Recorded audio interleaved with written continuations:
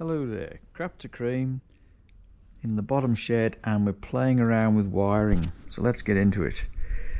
So as you can see, I've got this left-hand drive, well, it's a right-hand drive conversion dash that I'm assuming installed in the US. I've now seen another car in Australia advertised for sale that has got a very similar dash on it, and it is a left to right-hand conversion. So anyway, what I've decided to do, as I would have mentioned in another video, was I've decided to get rid of the 74 wiring loom and put a 77 wiring loom in. Now with that has come challenges. So the reason I'm doing this is because when I put the dash in, all I have to do is connect these blocks, right, and then the dash is wired up. So I'm putting an electronic speedo in, so that's going to go in here. I've put the tacho back on.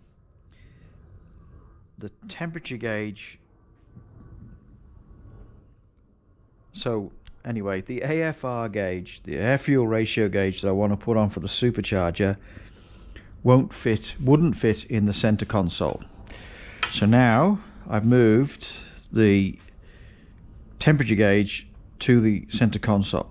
Not the best, I know, because it's out of line of sight and all that sort of stuff, and putting a supercharger on, you want to be more aware of the temperature than you do most other times, but anyway, it is what it is. So you would have seen that I used the whole saw to cut those out, and how all that was done with the template and the little jig I made up. So that all looks good now. So the AFR gauge now is going to go in here, and the fuel gauge is going to go in here. Now, because of the way the 77 dash is, I've had to extend the two wires for the fuel gauge because they obviously wouldn't reach, and I also had to extend the two wires to go to the left-hand indicator. So that's done. This is done. So now if anybody knows which way round these cables go, the black and the green with the black tracer and the light green with the dark green, which way round they go on the fuel gauge, I would like to know. None of the wiring diagrams that I've got show the actual connections of the wires, so it makes it a bit difficult. So fuel gauge, see, I know that they need to go in there. I just need to know which way round they do with the terminals on the back, because it'll be difficult to reach in the back and do that. So yes, I know there's two greens go onto one terminal, so I've now just converted that to one to go on the back of the gauge. So if somebody knows which way round these two go onto which terminal on the fuel gauge, that would be absolutely fantastic for me. Help me out no end. So I've got to put that on the speedos, as I say, electronic, so that's not a problem, so I just have to feed a cable in for that. The two heater controls, typically they are in the center console in the 77 model, so they have to stay there, and now I've done the modification to the center console, I don't want to move those. So now I've just got to figure out a few more wires and where things go and bits and pieces like that. The other job that I'm also contemplating putting the light switch, because on the 77 model the light switch is in the steering column. So I might put the light switch somewhere like that, or somewhere over here. Don't know yet. I'm got to figure that out, because then I only have to run because I have to get the little harness then to go to the main loom, from this to the main loom, and then everything's right with that. Anyway, so I've also been working on the windscreen. So 3 out of the 4 threads in here were deceased, we'll go with that. So I've helicoiled them all now. So I did the same on my other windscreen. So I've helicoiled them all with 10mm by 1.5. So they're all done now. This is my helicoil kit, and that's the tap wrench I used. I had to use that one because it's a ratchet one, so you can get the movement in. And I know a lot of times you're tempted to use an adjustable spanner or something else to turn the tap. The taps never go in true and square and everything else, so I found that this is better. This one fitted, but it's too small and not on a ratchet, so that one's no good. So I bought this off eBay. It's been very, very useful. Comes with UNC and metric. Works a treat.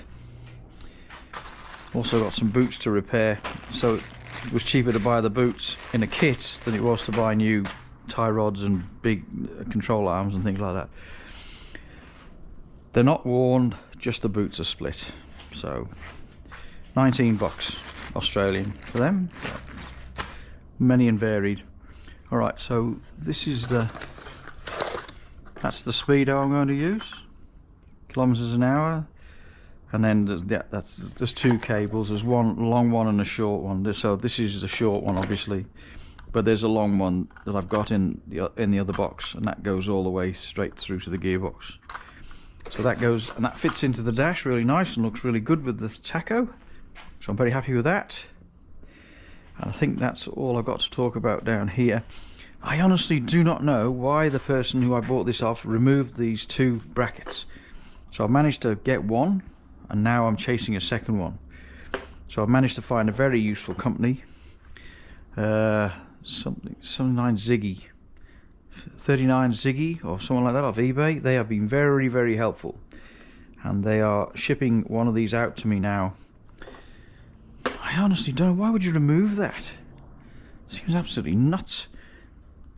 Yeah, and they're like made out of unobtainium, so you can't get them anymore, so you've just got to do what you can, find what you can. Alright, so that's it. I'll just zip up to the top shed. Alright, so here I am, top shed. You can see now that the 77 wiring loom has been installed. Alright, so this is, and these plugs here are the reason why that I do it the way I do it. I want to put this in instead of the old loom, because everything just sort of feeds through into the car, and it's just a lot easier to work with than working with the back of the dash, lying on your back underneath trying to connect wires and do all that rubbish. So, and then because I'm doing what I'm doing, I more likely wouldn't find a lot of the problems until I put the dashboard in, and that's the last time you want to find the problems. So I'm doing all the wiring for the dash down there in the other shed, as you've seen, and now this loom here just comes into here. So the way I installed the loom was I installed it from the car engine bay into the car. I found that the easiest way. Despite the size of these and the connections that you have on the loom, it was a lot easier. And that half of the loom, even though I use that word loosely, is a lot shorter than this part of the loom. And this part of the loom has some significant junctions of wires in it and things, so it'll be quite hard to get it through that hole from the other side. So I took the shorter option. It takes a bit of jiggling, but it works best from the engine bay through to the car. So now I have to connect all this lot up as and when, so it all in place. Fuse box, sort all the fuse box out, get all the wires connected. I'm going to get the brake lines in, then go put the engine in. So this is the old steering column. So some of the connectors would work, but some of them won't. And yeah, I'm just going to put, because the other one has a collapsible, and this one just don't like it. So anyway, and the horn's in the middle of this one. The 77 has the horn on the end of the stalk. So I've got the steering column. I managed to find one of them from a person that I don't really want to talk about, because he's in Melbourne, and it took him 6 weeks to pack something up and send it over to me in Perth. Not very impressed with him, and I won't be using him again. So yeah, well, the less said about him the better.